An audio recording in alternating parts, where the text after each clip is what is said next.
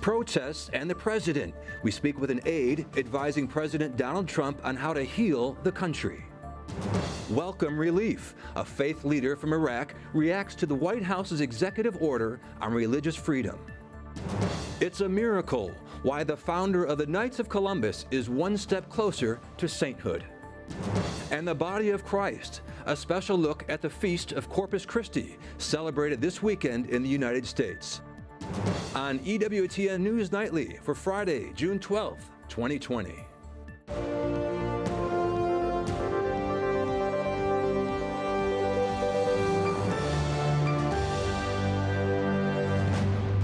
Good evening, and thank you very much for joining us. I'm Owen Jensen. Tracy is off tonight.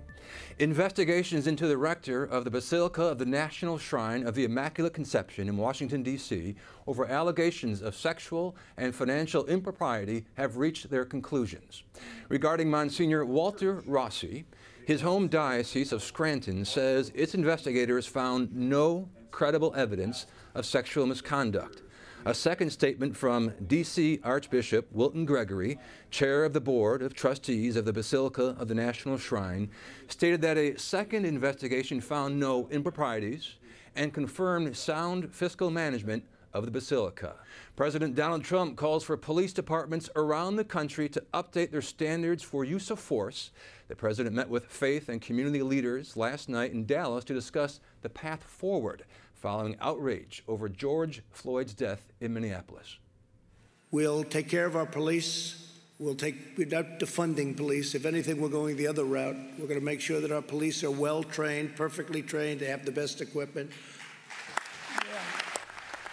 The president has held a series of listening sessions with African American leaders and police officers. He stressed the importance of law and order and defended his crackdown on violence.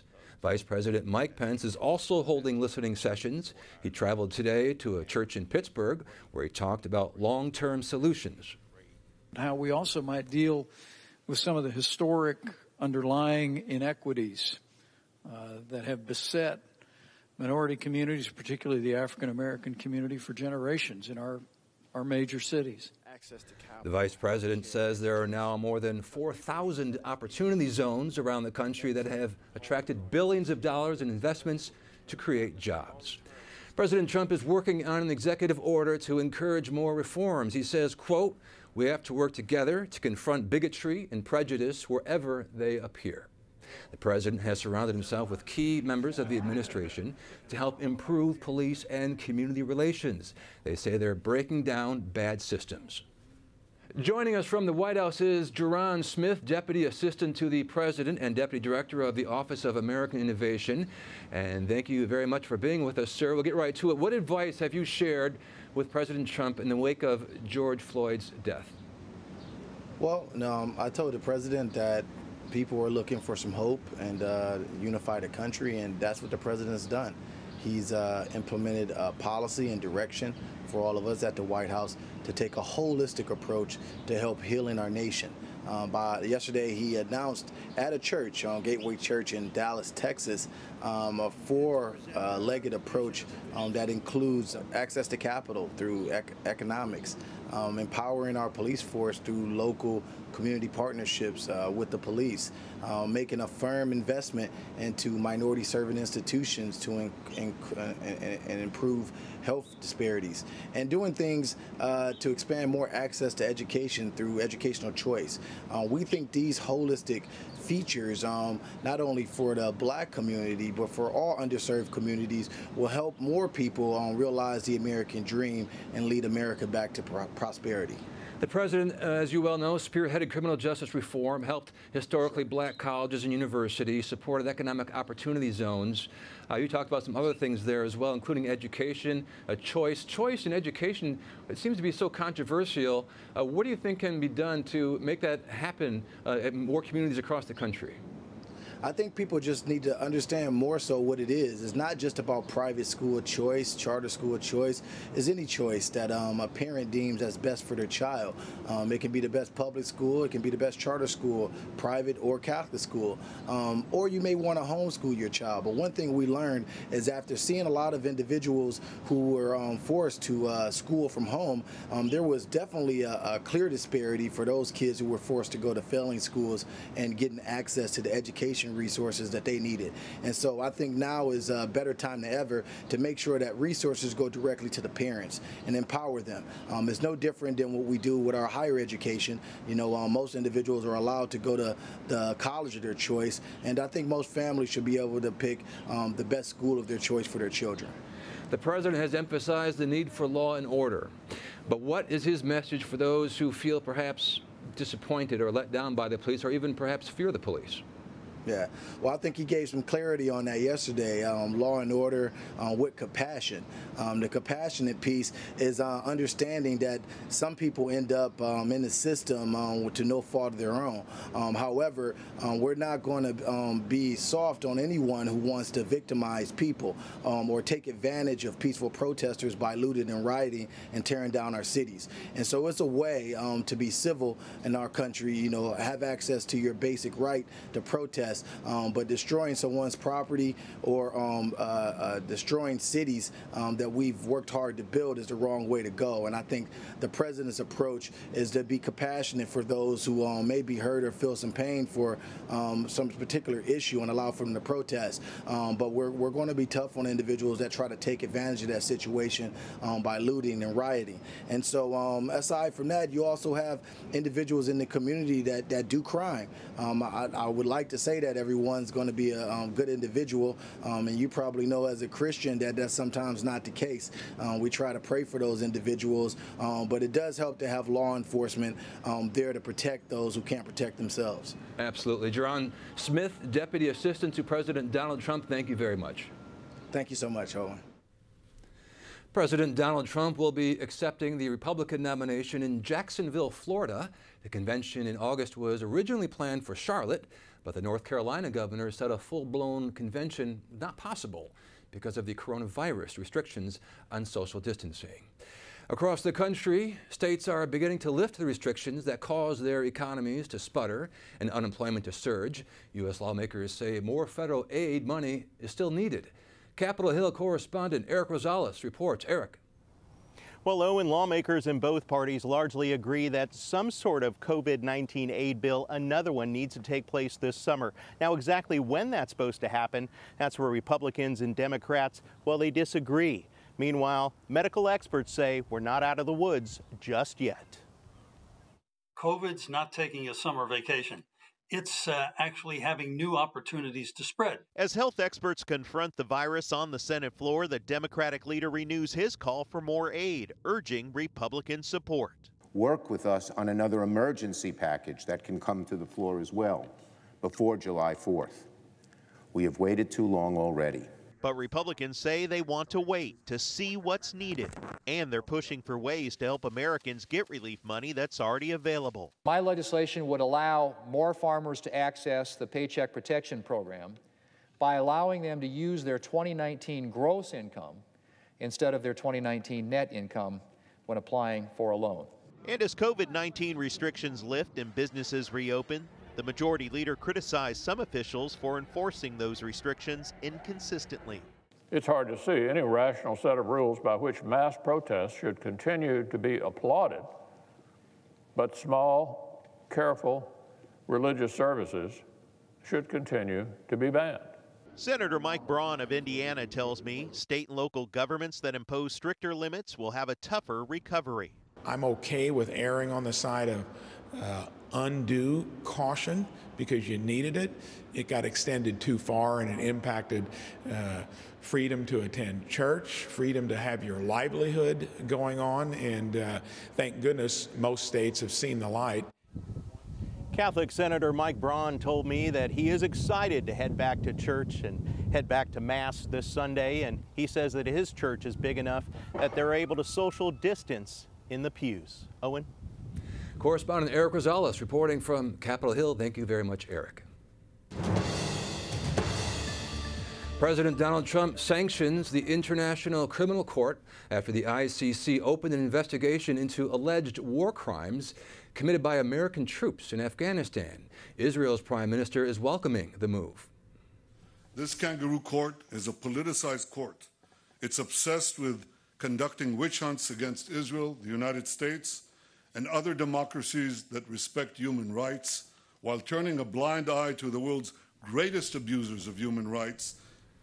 President Trump is authorizing economic and travel sanctions on ICC employees who are involved in the investigation of U.S. soldiers in Afghanistan.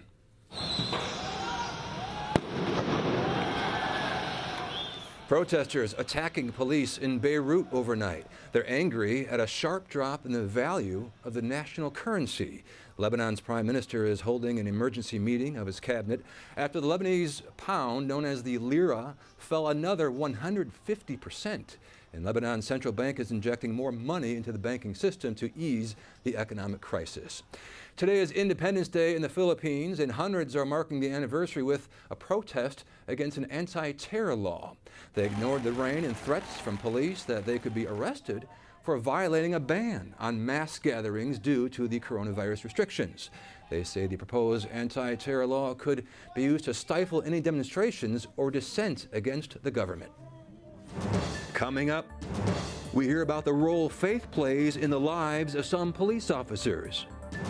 And Chaldean Archbishop Bashar Warda gives us an update on the situation for Christians in Iraq.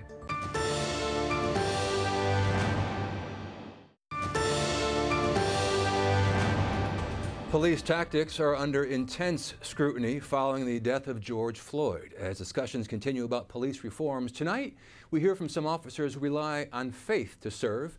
Correspondent Mark Irons reports. Albert Martinez felt a call to protect life. My Catholic faith is what drove me to become a police officer. Martinez, a former Dallas deputy police chief, now works for the Diocese of Dallas as the head of security. He says there will always be some bad officers because police are a product of society. Our society is violent, turned inward, where the citizens that become police officers come from society. Following the death of George Floyd, nationwide condemnation of police brutality and racial injustice. Some protesters say they've experienced racial profiling, different treatment from police just because of the color of their skin. Everybody knows driving while black is a crime. Being afraid when the police pull up behind you, they don't treat you the same. Police Chief Jason Armstrong tells me it is an issue and needs to be addressed. He's working to improve police-community relations in Ferguson, Missouri, a city bruised by racial tension and rioting in 2014 following the fatal gunshot to an unarmed black teen at the hands of a white officer who claimed self-defense. Working towards trying to, to mend fences, trying to repair relationships, from the damage that was done in this community. But some of those gains hit a wall when peaceful protest over George Floyd's death turned ugly. Officers were attacked with rocks, fireworks, and even some gunfire. There was an attempt to burn down the police station. It's a gut punch is what it is, as far as the relationships and the momentum that you're trying to gain. It was very, very heart-wrenching for me. Father Thomas Burke was appalled by the death of George Floyd, but he says the majority of police have good intentions. He serves the Pittsburgh Police Department as a chaplain. His father was an officer. I see our police officers patrolling the streets, and they're there to protect our citizens. Chief Armstrong says prayer and his Christian faith guided him to take the job in Ferguson, and it continues to give him strength. I wouldn't be here sitting in this office, in this position, without leaning heavily on my faith. In Washington, Mark Irons, EWTN News Nightly. Mark, thank you. Earlier this month, President Donald Trump signed an executive order promoting religious freedom overseas. And as we reported yesterday, faith leaders around the world are applauding the move. Chaldean Archbishop Bashar Warda of Erbil in Iraq says he is grateful to the White House for maintaining its focus on the issue, especially in wake of the pandemic. President Trump's document prioritizes religious freedom in foreign policy and international government aid. It also sets aside $50 million each year for programs working to advance religious liberty globally. Joining us now is Chaldean Archbishop Bashar Warda of Erbil in Iraq. Your Excellency, thank you very much for being here. Thank you, Owen. Good morning. Okay. We'll get right to it. Which specific parts of President Trump's executive order will be most helpful to you? We are really grateful for my letter to the Vice President for this order, because maintaining the focus on the issue of religious freedom, especially during this time of pandemic, where sometimes all of these issues would be marginalized, especially here in Iraq and Middle East, where Christians and Yazidis have been persecuted by ISIS. So this order comes in just the right time, when really somehow forgetting that there is a need to rethink and refocus and really get some help and work together on this issue. So I would say this is really a moment where we need support. We know the absolute terrible destruction ISIS caused throughout the Middle East, persecuting Christians, Yazidis, etc. How would you describe the situation right now? Still, we are recovering. Once the people start moving back to their villages, rebuilding their villages again, and then this coronavirus came, which really jeopardized a lot of these efforts. So this order gives really another push. The funds available also to be used by the USA to rebuild, and again, back again to the issue of religious freedom. Because what I am afraid, and I've always maintained my position on that, the circumstances which made ISIS there somehow is still there is corruption, political corruption, there is a kind of neglect. So all of these issues makes us all worried sometimes about is it going really to happen again or not. So when this order comes, really gives a hope to our Yazidis that we are not forgotten, that the efforts that was made to fight ISIS and also to fight the circumstances which led to ISIS there is a commitment to overcome this, and this is really a big help and a big push for this issue. Can Christianity survive in Iraq in its current state with the current threats? What's it going to take to maintain its presence and grow? Of course it will start. I mean, we are God's people, so He will take care of us. And with the gospel of solidarity that we have experienced, and with the lots of support from our brothers, yes, we will, and we have to, because we have a mission. It's not about just being in Iraq. It's we have a mission that we have also to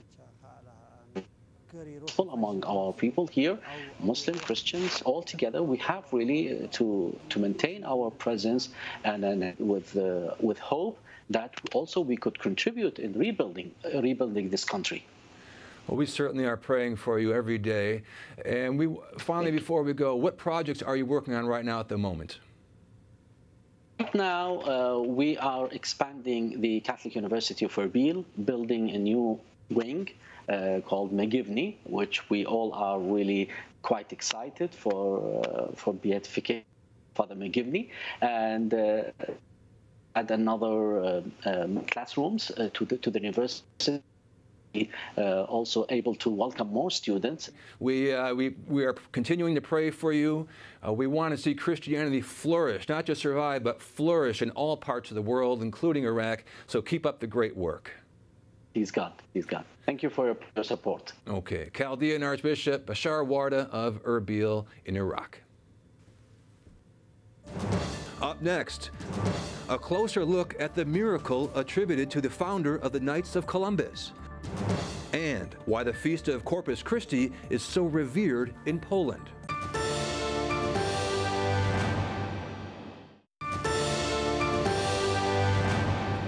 As we reported last month, the founder of the Knights of Columbus has moved one step closer to sainthood. And there are new details in the miracle attributed to Father Michael McGivney. And joining us now is Carl Anderson, Supreme Knight of the Knights of Columbus. Carl, welcome back to you. Well, thank you very much. Great nice to be with you again. Great to see you. We'll get right to it. Very exciting stuff here. What can you tell us about the miracle attributed to Father McGivney? Well, it happened with a child in utero who had a condition incompatible with life. In fact, the attending physician said, "We've never seen a case this severe where the child has lived." So there was no medication for the child, no treatment in utero because of this serious problem. And when the child was born, the difficulty, the condition had completely disappeared. And so again, the physician said, we have absolutely no explanation as to how this possibly could have occurred. So just last month, the child celebrated his 5th birthday. And no sign of this condition whatsoever. It just sends chills up your spine, as I mentioned earlier to you off camera, when you hear something like that. And even the experts have no idea how it happened. It just all of a sudden one day, boom, better, healed. It's just amazing. It really is a miracle, certainly. Is there, speaking of miracles, is there an updated timetable for Father McGivney's beatification? Well, we're hoping it'll be later this year, and so we still have to work with the Archdiocese of Hartford and Archbishop Blair about finding a date that is compatible with both Knights of Columbus and the Archdiocese of Hartford, and of course the Vatican, and Pope Francis has to approve the beatification going forward. So we're wonderfully grateful to him for recognizing the miracle attributed to the intercession of Father McGivney. So the other thing I would say is this is not an easy process at the Vatican to examine what is considered to be a miracle. Some people might think, well, okay, it's a very simple thing, but no, it's a medical committee of experts. They're very rigorous in the application, and not every case that's submitted is approved. So this really, I think, is a strong case, and the doctors really, the medical committee at the Vatican did a great job in examining it. And we tend to throw that word around a lot, right? It's a miracle. You know, he hit a home run in the 9th inning. It's a miracle, right? But it goes a lot further than that. We know Father McGivney needs a second miracle for sainthood, and you told us a little bit about that process, but how does that work? Well, after the beatification, and he's known as Blessed Father McGivney, then there needs to be a second miracle, and then he will be moved forward for canonization, and then he'll be Saint Michael McGivney. So we're hopeful for that as well. But again, this is a measured process. He's declared venerable, which means he's lived a life of heroic virtue, and we would say a saintly life. Then a miracle to confirm that judgment. Then we move forward to beatification, where then the church says he's a saintly individual that the church puts forward for people to emulate and to follow his example and to include in liturgies, for example, in the Archdiocese of Hartford. And then to confirm that is the second miracle. And once that is confirmed, then the church will offer his example for veneration throughout the universal church. So that's kind of the process in a nutshell. Well, very exciting. And what a story, again, to hear that the 5-year-old child healed. You said 5th birthday just recently, right? Yeah, just last month, actually. Terrific. Yeah, so very happy. Well, excellent. Carl Anderson, Supreme Knight of the Knights of Columbus, thank you very much. Thank you. Nice to be with you again. Okay. Moving on, finally tonight, in 1263, going back a few years, a consecrated host started to bleed during Mass in Bolsena, Italy. 1 year later, the solemnity of Corpus Christi was born. Ivo Bender, EWTN's regional manager in Central and Eastern Europe, shares with us a similar miracle that took place 6 years ago in Poland. The Eucharistic miracle took place here in the town of Legnica, Poland, on Christmas Day in 2013. Father Andrzej Ziombra is a witness to the miracle inside the Church of Saint Hyacinth. Konsekrowano na ziemię podczas udzielania Komunii Świętej. Father Andrzej says that during Christmas Mass, the consecrated host fell onto the floor. When it was carefully restored and placed in water, red stains started to appear on the host. The then Bishop of Legnica, Stefan Cichy, created a commission to monitor the host in February 2014. The Szczecin University's Department of Histopathology identified the material as myocardium, fibers of human heart muscle. Tests also showed that the fibers experienced severe stress that often appears in agony. This scientific conclusion was examined by the Vatican, and in 2016, it gave permission for the host to be exposed for veneration. Żeby powiedzieć, czyje to jest DNA, to jednak to jeszcze wymaga dalszych badań. Father Andrzej says there is still a long path of investigation ahead for scientists, but Legnica is attracting pilgrims from around the globe who want to witness the miracle with their own eyes.